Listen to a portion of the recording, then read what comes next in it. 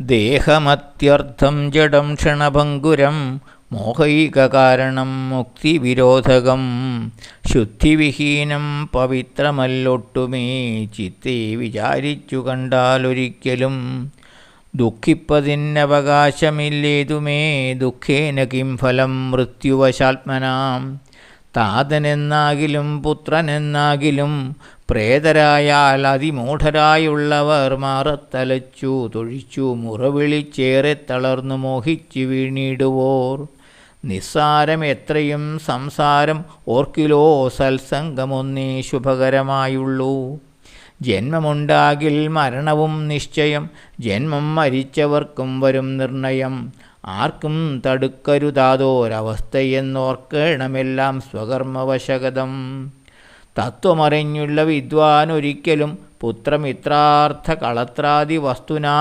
വേർപെടുന്നേരവും ദുഃഖമില്ലേതുമേ സ്വേഭേദമെന്നാൽ സുഖവുമില്ലേതുമേ ജീർണവസ്ത്രങ്ങൾ ഉപേക്ഷിച്ചു ദേഹികൾ പൂർണ്ണശോഭം നവവസ്ത്രങ്ങൾ കൊള്ളുന്നു ജീർണദേഹങ്ങൾ ഔവണ്ണം ഉപേക്ഷിച്ചു പൂർണ്ണശോഭം നവദേഹങ്ങൾ കൊള്ളുന്നു കാലചക്രത്തിൻ ഭ്രമണ വേഗത്തിന് മൂലമിക്കർമ്മഭേദങ്ങളറിക നീ ആത്മാവിനില്ല ജനനവും മരണവും ആത്മനാ ചിന്തിക്ക ഷഡ്ഭാവവുമില്ല സത്വരമേതും വിഷാദമുണ്ടാകൊല. രാമവിരഹ ദുഃഖത്താൽ മനസ്സ് നീറി നീറി ദശരഥ മഹാരാജാവ് മരണപ്പെടുന്നു.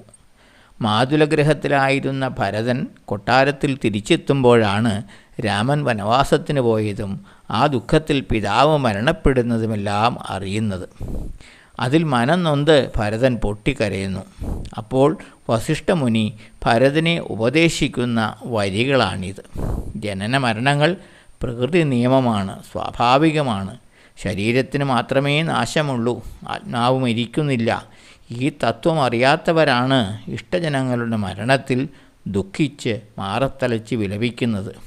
അതിനാൽ പിതാവിൻ്റെ മരണത്തിൽ അമിതമായ ദുഃഖം അരുത് എന്ന് മുനി ഉപദേശിക്കുന്നു.